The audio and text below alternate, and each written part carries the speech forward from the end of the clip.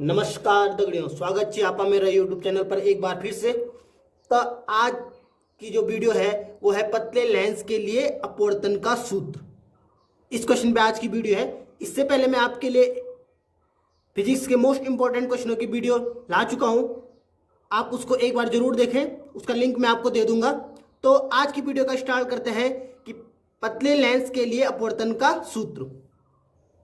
तो सबसे पहले देखिए, माना एक पतला लेंस क्या है, एल है, ठीक है, जिसका वक्रता केंद्र क्या है, सी है, जिसपे ध्रुव क्या है, P1 और P2 है। इसका मुख्य अक्ष क्या है, एक्स डैश है, ठीक है। इसकी मोटाई क्या है, स्मॉल टी है। तो इसके मुख्य अक्ष पर हमने O बिंदु पर वस्तु रखी हुई है, जिससे जाने वाली प्रकाश की किरण क्या बनाते हैं, इसकी प्रतिबिंब बनाते हैं। कहाँ, आई डैश और आई पर। आई डैश पर जो प्रतिबिंब बनता है वो वस्तु का कार्य करता है, और अंतिम प्रतिबिंब कहाँ बनता है, आई पर बनता है। ओ से लेंस तक की दूरी क्या है, यू है।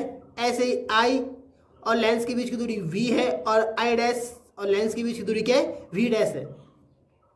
लेंस के पदार्थ का अपवर्तनांक n2 है, और लेंस के दोनों ओर एक ही अपवर्तनांक वाला पदार्थ है n1 वाला, ठीक है, जिसका अपवर्तनांक क्या है, n1 है। तो इस टाइप से आप पहले पूरा लिखोगे, ठीक है। लेंस की वक्रता त्रिज्या क्या है, R1 और R2 है क्रमशः, ठीक है। इतना लिखने के बाद आप स्टार्ट करोगे कि गोलीय,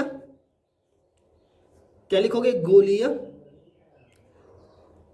पृष्ठ के लिए या गोलीय पृष्ठ के अपवर्तन का सूत्र। गोलीय पृष्ठ के अपवर्तन का सूत्र क्या लिखोगे, गोलीय पृष्ठ के अपवर्तन का सूत्र। तो क्या हो जाएगा, n2 upon v minus n1 upon u equal to n2 minus n1 upon r। तो ये क्या है, गोलीय पृष्ठ के लिए अपवर्तन का सूत्र है, इसका हम प्रयोग करेंगे। तो अब सबसे पहले हम क्या करेंगे, लेंस में हमेशा क्या होते हैं, दो पृष्ठ होते हैं। तो प्रथम पृष्ठ के लिए, ठीक है, सबसे पहले क्या लिखेंगे, प्रथम पृष्ठ के लिए। तो प्रथम पृष्ठ के लिए क्या होता है, जब किरण कहां से कहां जा रही है, n1 से कहां के लिए निकल रही है, n2 के लिए निकल रही है, ठीक है।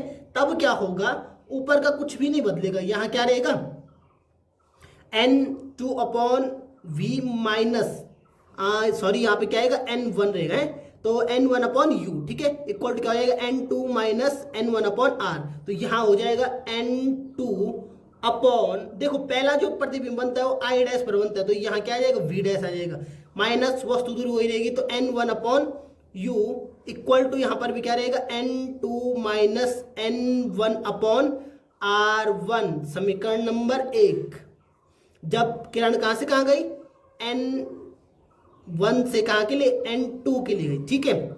उसके बाद द्वितीय पृष्ठ के लिए क्या हो जाएगा, द्वितीय पृष्ठ के लिए, तो द्वितीय पृष्ठ के लिए क्या हो जाएगा, द्वितीय पृष्ठ के लिए हो जाएगा, अब यहां बदल जाएगा, ये जो है जहां पे n2 था वहां पे क्या आ जाएगा, n1 आ जाएगा। क्यों, क्योंकि अब किरण कहां जा रही है, n2 से n1 के लिए जा रही है, ठीक है। तो यह आ जाएगा n1 अपॉन, देखो यहाँ पे अंतिम प्रतिबिंब कहाँ बन रहा है, आई पर बन रहा है, तो दूरी क्या है, v है, माइनस n2 अपॉन, यह आएगा v डैश माइनस t।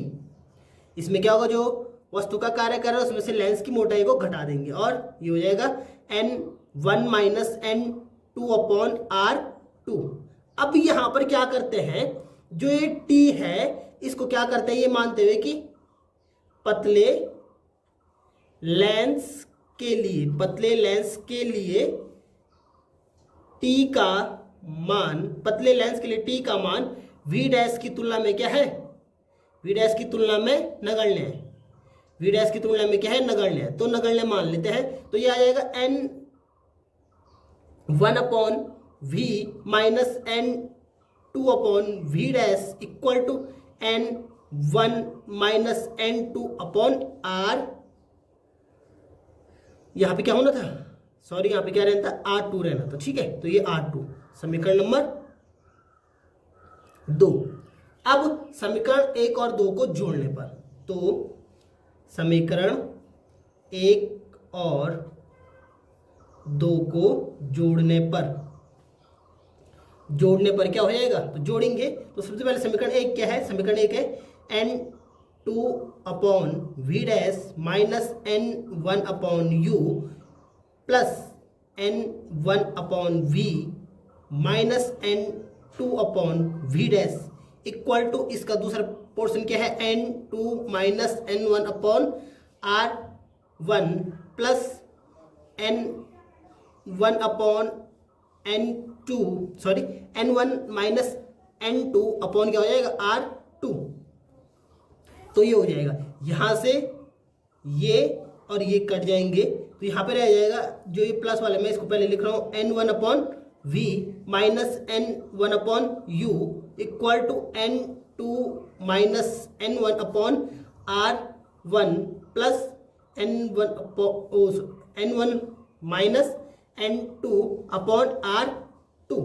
अब यहाँ पर देखो, यहाँ पर n1 आ गया है या n2 आ गया है, या माइनस n1 के साथ है या n2 के साथ है, तो यहाँ पे क्या करेंगे माइनस कॉमन लेके इन दोनों को एक जैसे लिख देंगे, ठीक है। तो ये हो जाएगा n2 minus n1 upon r1, यहाँ पर माइनस कॉमन आ जाएगा तो इसको भी लिख देंगे n2 minus n1 upon r2।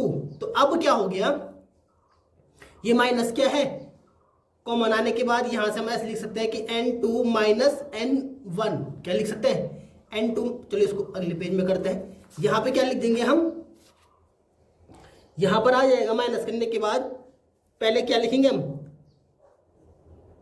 n1 upon we minus n1 upon you equal to n2 minus n1 common आ जाएगा आपका, और यहां पे रह जाएगा अंदर 1 upon r1 minus 1 upon r2।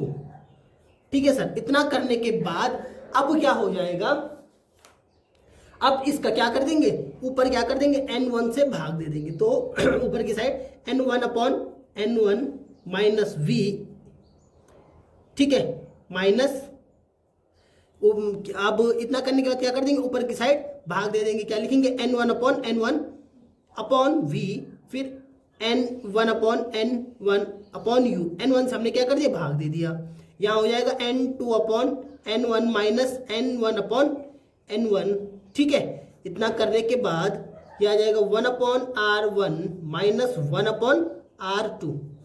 एक बार फिर बता दूं, यहाँ पर हमने क्या किया n1 n1 n2 और n1 में क्या किया n1 से भाग दिया, ठीक है। तो यहाँ पर तो हो जाएगा 1 upon v minus 1 upon you equal to, अब इसको आप कैसे लिखोगे, चाहो तो आप इसको क्या कर सकते हो 1n2 कर सकते हो, या आप इसको सीधा सीधा क्या लिख सकते हो n लिख सकते हो, ठीक है। तो मैं यहाँ पे शॉर्ट में सीधा क्या कर रहा हूँ n कर रहा हूँ माइनस 1, ठीक है, और यहाँ पर ब्रैकेट में हो जाएगा 1 upon r1 minus 1 upon r2, ठीक है। तो आप इस वाले पोर्शन को जैसे लिखना चाहो वैसे लिख सकते हो, चाहो तो आप ऐसे लिखो, चाहो आप इसको सीधा n में लिख दो, ठीक है। इतना करने के बाद अब यहां पर हमारा आधा काम खत्म। तो अब क्या करेंगे, द्वितीयक फोकस पे अगर दूसरा फोकस होता तो u बराबर इन्फिनिटी होता और v बराबर होता f2, तो यहां से आ जाता 1 upon f2 minus 1 upon infinity equal to n minus 1 और 1 upon r1 minus 1 upon r2, ठीक हो गया। तो यहां पर इतना करने के बाद यह आ जाता 1 upon f2 equal to n minus 1 और 1 upon r1 minus 1 upon r2। एक बार ये करने पर, एक बार क्या होगा कि प्रथम फोकस है, प्रथम फोकस होने पे, तो प्रथम फोकस होने पे क्या हो जाएगा u बराबर f1 और v क्या हो जाएगा इन्फिनिटी में बदल जाएगा, ठीक है। तो v इन्फिनिटी है तो यह आ जाएगा 1 upon infinity minus 1 upon f1 equal to n minus 1 और 1 upon r1 minus 1 upon r2। तो यहाँ से आ जाएगा, ये माइनस इधर ले जा दो क्योंकि ये माइनस यहाँ न लिख के यहाँ लिखते हैं, तो n माइनस 1 और ये हो जाएगा 1 upon r1 minus 1 upon r2, ठीक है।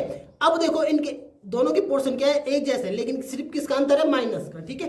तो अब लिखेंगे, आप यहाँ पे इनको समीकरण दे सकते हो, इसको समीकरण 3 और इसको 4, तो समीकरण 3 और 4 से क्या हो जाएगा, समीकरण 3 और 4 से तो ये हो जाएगा 1 upon f2 equal to 1 upon one और इसमें क्या रहेगा माइनस, दोनों बराबर रहेंगे लेकिन चिन्ह क्या रहेंगे, विपरीत रहेंगे। ठीक है, अब इतना करने के बाद लास्ट स्टेप इसमें ये आता है कि यदि हम क्या ले लें, यदि हम क्या ले लें, F2 इक्वल टू क्या हो जाए, F हो जाए। यदि F2 इक्वल टू क्या हो जाए, F हो जाए, तो आपका क्या आ जाएगा 1/F equal to n minus 1/R1 minus 1/R2। तो यही क्या है आपके मेकर्स का फॉर्मूला है। ठीक है, ये क्या है, मेकर्स का फॉर्मूला है कि 1/F equal to n minus 1/R1 minus 1/R2। ठीक है, जब क्या होगा F2 इक्वल टू क्या होगा, F होगा। इस वाले में, तीसरे वाले में रखा है। ठीक है, इतना करने के बाद अब ये एक और स्टेप बताता है कि इसको ये वाला और जो हमने क्या निकाल रखा है, ये वाला निकाल रखा है। ठीक है, इन दोनों का अगर देखें तो इनकी क्या है, एक साइड बराबर है, तो हम लिख सकते हैं 1 अपॉन क्या आ जाएगा, आगे आ जाएगा 1/F equal to 1/V minus 1/U, ये आ जाएगा। ठीक है, लेकिन आप चाहे तो यहां पर भी इसको छोड़ सकते हैं कि ये क्या हो जाएगा, मेकर्स का फॉर्मूला ये वाला 1/F equal to n minus 1। ठीक है, और 1/R1 माइनस 1/R2।